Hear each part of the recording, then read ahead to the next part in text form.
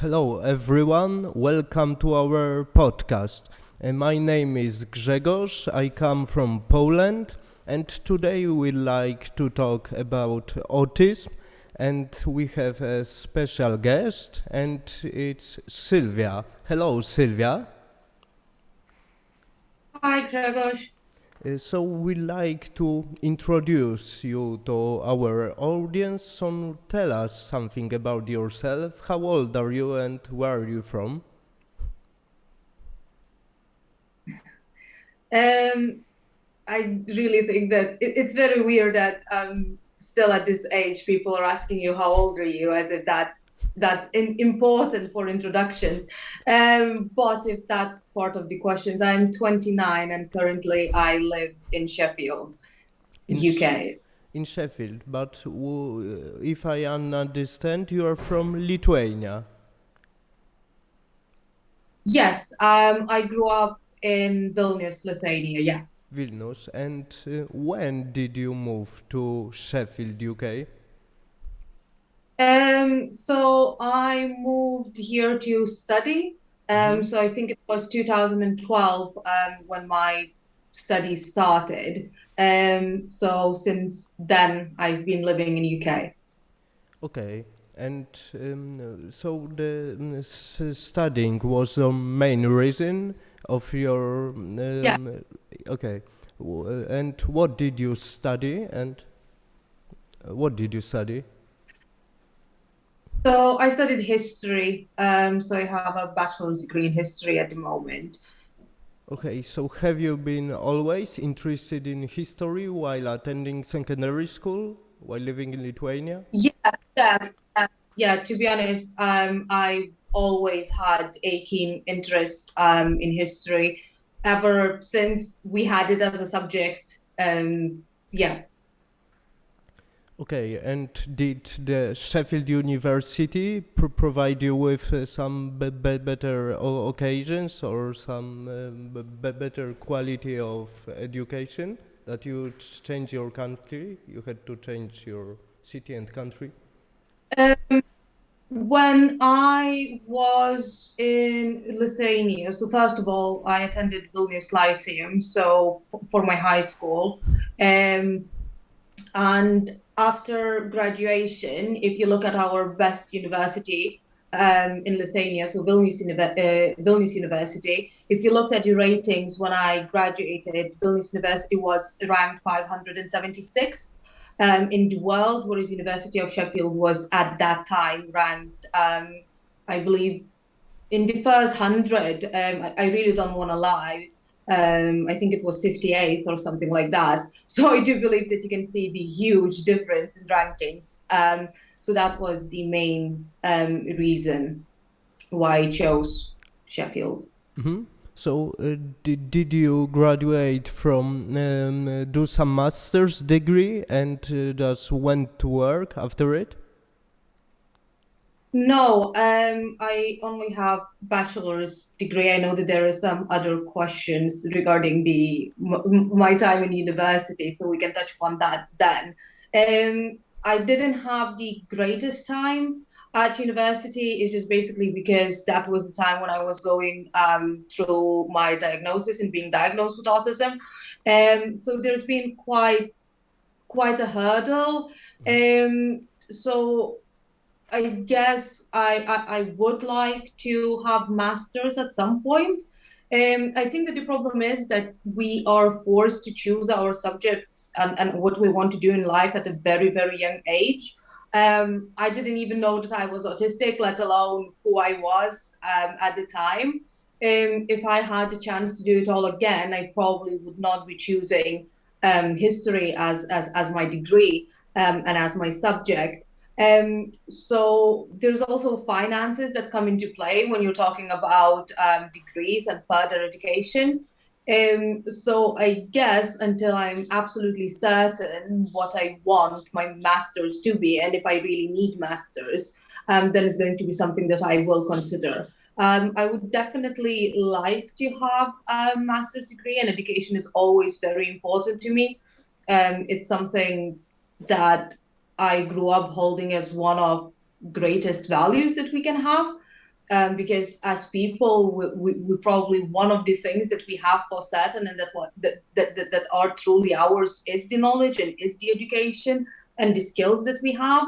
Everything else can basically be taken away from you, like your house, your you may not be friends with the same people for the rest of your life. But yeah, I guess it's just a matter of making up my mind what exactly I want, because I wouldn't want to have I wouldn't want to be disappointed afterwards, I guess. Okay. And could you tell us how your life changed after you moved from Lithuania, from Vilnius to Sheffield? In general. Yeah. To be honest, it's been difficult basically the entire time I was studying. So first of all, that was my first time when I moved away from my family and different country. And I did feel really isolated and really alone. I didn't know anyone in the city whatsoever. I'd never been to Sheffield before. So I basically exited the plane and I didn't even know where I was going. So it was difficult to open the door to your student accommodation, and there is literally just a bed and maybe 10, 12 square meters of space. I did miss my family a lot. I did miss my friends. The pace of the studies was very intense. So it did take me a while, I guess, to get used to it and actually start making connections with other people. There was also cultural differences as well. I think that everyone knows that different people from different countries do communicate slightly differently. Then obviously my autism did not help the matters as well. So I felt really awkward in certain situations because I didn't know whether I am being adequate. I guess the other thing is that where I live, people do have, in England, just in general, every 20 miles you go, there is a different accent. And even though we were taught British English at school, I guess majority of my English came from American TV shows. So it was very difficult to actually experience the native English. So sometimes people would be saying things and I would not understand what they mean. So, just basically assume the smile and wave voice type of attitude. So that also did not make things easier to make friends. So it was especially first 3 years were really, really difficult from that aspect. I just felt lonely and isolated for the majority of it. Okay. So now we'd like to ask some questions about your autism, and Noah prepared some of them, so I'll let him talk. Hello, Sylvia. So Hi. the first thing we like to know is, do you remember when was the first time you heard something about autism, and how was your feeling about it at that time? Yeah, I do remember. So my mom is a primary school teacher, and they basically have to do training about basically for children's psychology. And it was quite a while ago. I believe I was in maybe 12. So that was the very first time when they had training about Asperger's, which at the moment Asperger's does fall into the bigger umbrella of autism spectrum. So it's not something that is separated anymore. And she basically went to this training, read this book, and she started saying, "Oh, that's what you have. That's what you have. You have Asperger's." And because I was 12 or 13 at the time, and she was using a big word, and I knew nothing about it, I just said, "Okay, mom, great, what else?"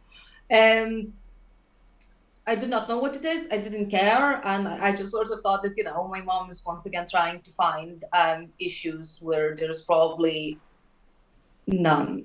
So that was the first time when I've heard about it. Yeah. Oh, so it's like in that time you feels like autism might be something far away from your life, right? Yeah, Or I did not know what it is. I did not know what it is. I just heard her use a phrase, and again, when you're a teenager, you basically don't listen very much what your parents are saying on daily basis, let alone if they start, trying to say that you are something. So yeah. that's right. Then, at what time you start to feeling yourself might have some symptom about autism? Like you Wouldn't start. call that. So first of all, I always knew that I was different, and I always felt different and sort of out of place, especially with everyone. I guess one of the best ways to describe the feeling, there is a film where David Bowie is starring. It's called The Man Who Fell to Earth. I don't know if you guys are familiar, but that's basically the feeling you get, like some sort of alien. I was always not acting correctly. I was always not adequate. I was always too loud, too extreme, too flamboyant, and didn't fit in. I know that my mom did notice that, and when I was 3 years old, she did take me to the doctors, and she said, "Look, something's wrong."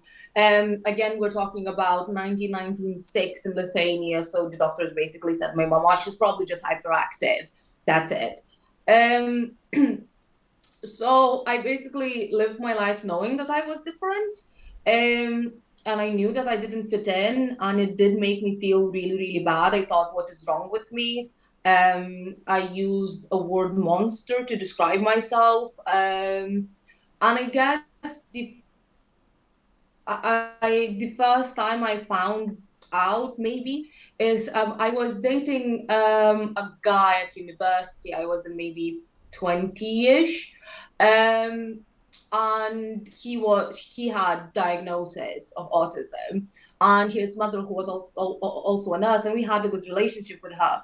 She would We would be spending a bit of time, more than you would expect probably at the time. And one day she just basically took me aside and just said, "Sylvia, have you ever thought into looking of getting diagnosis? Because to be honest, I grew up with a child who's autistic, and I think that would really help you, because I think that that's basically what you have." And again, that was a bit strange to me, because I never really considered it. So I went and did some research, but still thought, maybe. And then at the same time, I was watching, there was a Netflix show called Undateables, and there were some people that were on a spectrum. And when I noticed the way they interact and what they're basically saying, how they feel, and how they describe themselves, and especially their behaviors, then something clicked. So then I went to my GP in UK. I spoke about it. They did the preliminary test. I scored quite high on the scale, so they referred me to Sheffield Autistic Adults Center. I had to wait for 9 months to get my diagnosis, and then I went through extensive evaluation. And at the end of it, I had my diagnosis, I guess. Thanks for sharing like many aspects of your life with autism.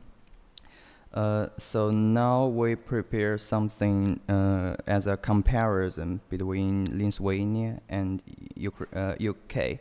So now the floor comes back to my partner, Grzegorz.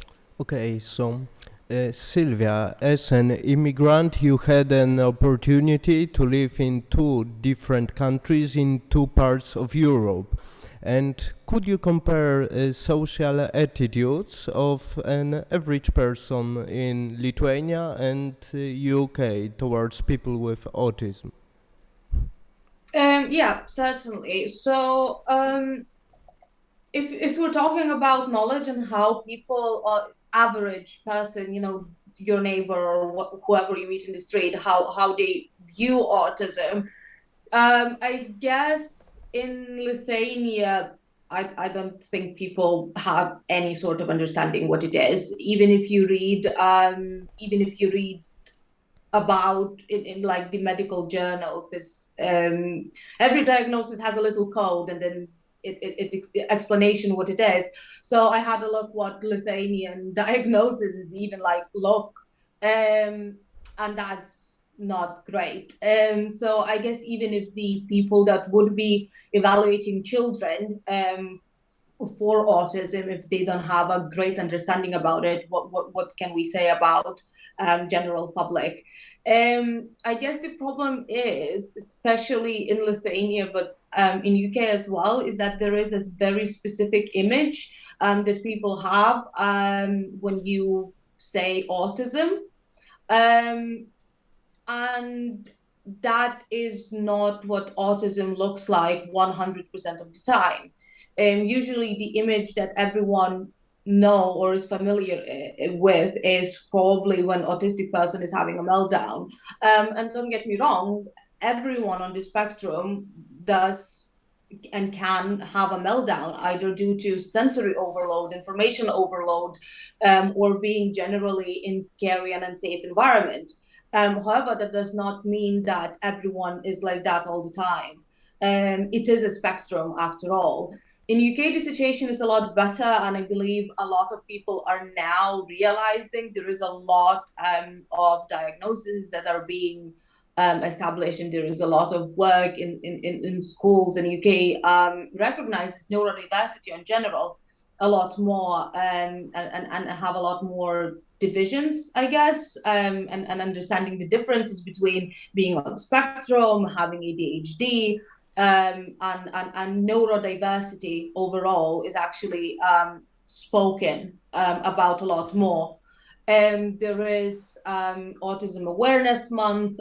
There is during COVID, there were supermarkets where they had a dedicated hour for people that would be on the spectrum or would be neurodiverse, that they could go into the store and they would have lights dim, they were playing no music. So they were trying to accommodate those people as well, so that they would be able to go out and get their groceries. There is also a lanyard system in UK that's technically international. I don't know how it is well recognized in Lithuania, where you have a lanyard. I should have probably prepared that because I have mine. It's a green lanyard with sunflowers, and then you can have a little card next to it just basically saying what your diagnosis is and how to help you. But if you see people wearing, you know that they basically have hidden disability, and most often than not that means that person is mostly neurodiverse, which basically allows people to see you and know that maybe you might be a bit anxious and you might be what others might perceive as being socially awkward in the situation, which I'm not sure that Lithuania has anything like that at the moment. Mm-hmm. And who is responsible for all those actions, such as Autism Awareness Month and such similar actions? British government or some private organizations or private people? That's a good question. I think there are different departments in the government that do push for it. So you have Department of Education. There are public organizations as well. There are different charities. I guess it's interesting that you asked this question, because it basically shows how Lithuania is doing absolutely nothing for it, because there is, it's basically like asking who is responsible for yawniness. It's a thing that happens in different areas of the country, approach it differently. There could be schools that do something about that celebration. There could be citywide, nationwide. So it's the same. To be honest, with an entire mental health and neurodiversity and hidden disabilities, there is a lot of visibility now. So it comes from schools, it comes from education departments, it comes from medical societies. well, that's probably not a good word to use, but like medical professionals, which I guess then in general is just from people, from society itself. It's coming as a different understanding, and people recognize the importance of that. I guess that's my answer. Mhm. But I think when something is a political issue in one country, it may affect the attention of wider society, of more people, and they can become more conscious about some problems you meet. So I think it's important for a country, for the government to do it on the larger scale, such campaigns. So That is true. And as I say, there is funding for certain projects. There is funding in certain organizations. Again, as much as you're talking about top to bottom political approach, I guess that bottom to top sometimes works better. So yes, if you want to talk about proper policies, England does have Equality Act. So if we're talking about law, if you do have disability that is affecting you for life, so autism, learning disabilities, neurodiversity is recognized and it is on that list. So if you are looking for a job, there are employers that are registered as disability confident employers, which means that if you meet a minimum and essential criteria, your CV, and you demonstrate that you meet the essential criteria, you will be guaranteed an interview. It also means that the employer has to make reasonable adjustments, and there is extensive list that is approved by the government, what is considered to be a reasonable adjustment.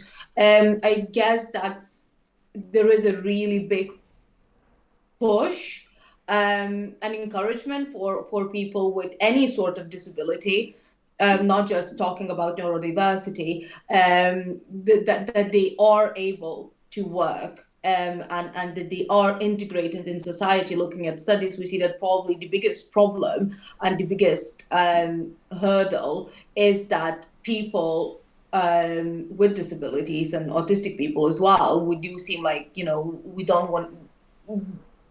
It's not like we're really, really visible because of that specific image that everyone has. I know that there are people that are neurodiverse and they do not disclose that openly or do not want to talk openly in their workplace because they would see that as something that's negative and they do hide it. There is a huge difference between policies and something that's regulated by the government and the real life, let's just say. And I guess the biggest problem as well, and I hope that I speak for other autistic people as well here. I don't want to generalize, but for me, I never wanted to be seen as different or having disability, as much as it does affect me, and I do need certain support in certain places, and it's needed, and it's important to recognize that. But because you spend your entire life growing up feeling like the other and different, you don't want to be different, and a lot of people then, even though they praise you for a certain traits that you have, and they are beneficial thanks to your autism. For example, I have an amazing pattern recognition. My organizational skills are very good. I'm usually very timely and very punctual person as well. But then if you do struggle with something, I guess people don't really recognize that, and I'm always afraid that I'm going to be seen as being difficult. Like noise levels, to me, noise really, really affects me. And to neurotypical person, they might not even hear the noise. So first of all, I do have the heightened sense of noise, but also I do not distinguish the background noise. Some people can focus, like if we were in a bar at the moment, you probably would wouldn't have a problem having conversation with me. And I would hear every single person and every single noise at exactly the same level, so my brain wouldn't be filtering that out. So in the office environments, that is difficult. But then you basically have to find your own ways to manage it. Yes, technically, your employer should be making reasonable adjustments, but you do not. I will not say you. I did not ever want to go and talk about that because I did not want to be seen like that. I was always worried, is that going to affect my career opportunities? Are people are going to see me differently? And to be honest, when I started seeing value in speaking up about it, and I try to be the biggest advocate and the best advocate as I can be, because as I say, it is really important. There is a lot of neurodiverse people in our society, and people need to see us and recognize us as well. But it has been used against me in career opportunities. There's been assumptions that have been made that after discussions, it became clear that that was it was. There were just assumptions. There was no evidence. And I was told, sorry, but everyone makes assumptions. So even though there is a lot of support on the paper, which is great, so that's your top to bottom approach. I think that bottom to top is more important, because it's great that policies are there, but whether policies are being enforced or whether people are actually scared to use the support given to them because they're afraid to be seen as others, that's a totally different issue. Okay, so for sure, having some friends with different sorts of disabilities, and sure, some people with some knowledge about this disability, and makes them more tolerant and more conscious what actually such disability is. And do you have any impression that your friends understand people with autism better thanks to your thanks to that they're your friends or colleagues? Yeah, exactly. I mean, that's if I didn't see that as useful, I probably wouldn't be sitting here. Because I always think that with any sort of impact, it starts from people that are closest to you. And if my friends then hopefully, if they hear some misinformation regarding autism or how autistic people are or look like, I would hope that they speak up and say, no, actually I have a friend who's autistic. So yes, it is important. Education is important. Being visible is important. So the bigger and the wider reach each and every one of us has, the better it is, and it changes people's perceptions. So then, employers, Yes, doctors. for sure. So I like to get to know. We have to approach to the end of our conversation, but I like you to tell us some advice for us, for our whole society. What should we do to for people with autism to feel more included in the society and to feel just better and have more pleasant life? So first of all, include us in the society. There is this movement basically saying nothing about us without us. It's very important that if you are talking about autism, that you have autistic advocates that you speak with. Because again, if you do not have lived experience or if you don't have diagnosis, you have to understand that your understanding is going to be limited potentially. So talk to people, reach out to people, be interested, listen to what we have to say. We do want to be seen, and we do want to work and be active members in a society. We are a bit different, yes, but every person is different.